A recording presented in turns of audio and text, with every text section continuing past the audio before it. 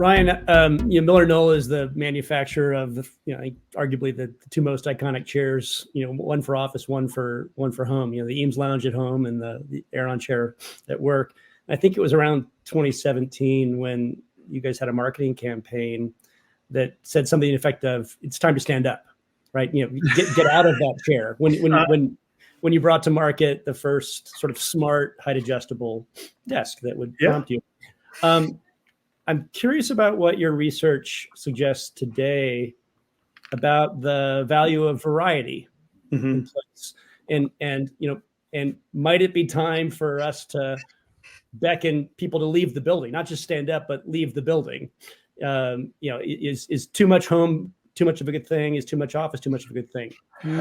Yeah, we're back, I think, to an education and empowerment conversation, aren't we, around how individuals and teams can make the most of this. Yeah, that was an interesting time because the media was going crazy with the whole sitting is the new smoking, which is BS from a research standpoint. But I mean, if you're sitting on your couch all night long with a bag of chips, then it probably is. But people used to sit at their desks a whole lot longer in an era of desktop computing than what we've been doing lately. Our ergonomists have always used the phrase, your next posture is the best posture. Like, the body's designed to move. And so we want people to move. And yeah, we make great chairs, but like, the goal wasn't to have people sitting all day long. Variety is really important, but I think what we're seeing, Mark, is that any facility design, and I'm talking about the design of like your home office, your living room, your office, co-working, these are change management experiences, right? So like, when you're going to make a change, you're doing it for a reason. And it's amazing how often the people who are doing the work don't know the intent of the change. So I've seen organizations redesign their space, offer a wide variety of work settings within the office, ranging from study halls to cafes to intense project rooms and other spaces as an amenity for their employee, only for the employees to not realize that they have access, ownership, or that these spaces were designed with a certain intent. So I think being very intuitive in our design, almost like the consumerization of workplace design, so that people have this sense of, I know what that's for, it'll support my technology, I have access to it, I'm the owner, is really, really important. But like our team of strategists, so my team consists of researchers, but also workplace strategists and designers.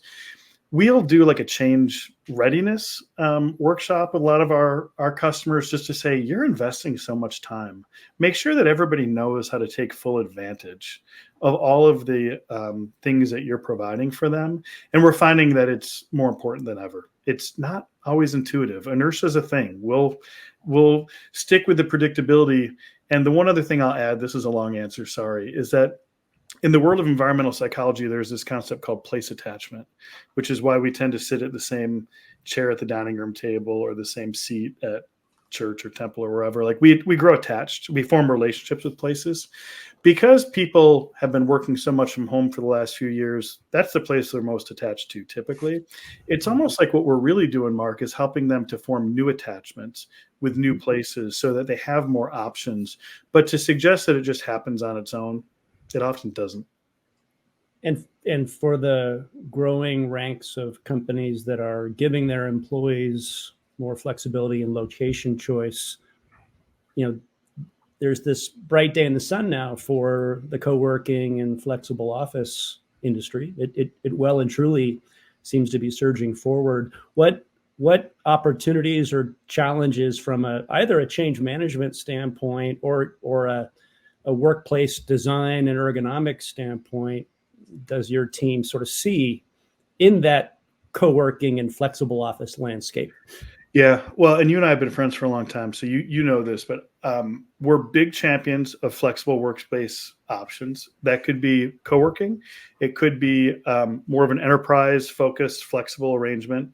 And I think we're going to see more and more of it, because the process that we described with Fran of going from an existing portfolio to what you need to be is going to take some time. And so one use case would be and I should back up and say, real estate strategy follows talent strategy. So if an organization finds that they've got 18 people in Poughkeepsie, New York, all of a sudden, I mean, they can go build out a space, but thinking about how to support those employees using co-working and flexible space to begin with, not only is great from a real estate agility standpoint, it allows you to basically begin to observe and work with groups to see what kind of work they're doing and what they need.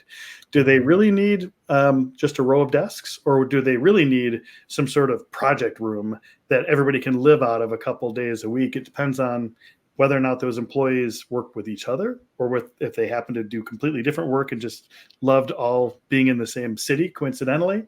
And so I think co-working, and as you know, I did a stint with WeWork, has historically been associated with come downtown, hang out with a bunch of people not at your organization. It's a party and fun.